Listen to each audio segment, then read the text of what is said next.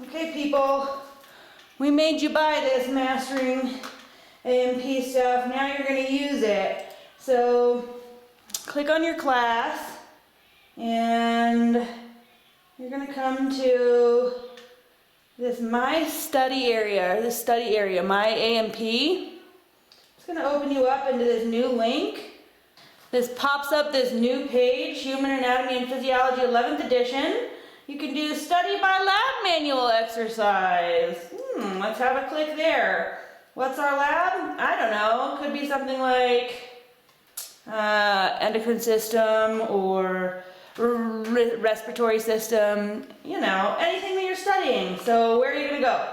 You're going to open this Practice Anatomy Lab and do Practice Anatomy Lab 3.1. So this now is going to open up yet another page, our PAL 3.1. Hey, look at that, Practice Anatomy Lab.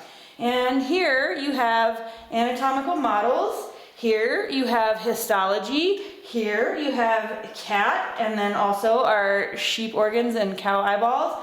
Everything that we would have done in class is here in this Practice Anatomy Lab. So every day when on your to-do list it says use anatomy and physiology as needed, this is where you're going to come. So for my accelerated class for histology, you're going to come to the endocrine system and look at all your slides.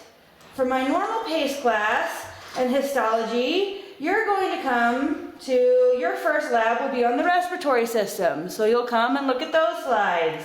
But that is how you're going to access all of these materials.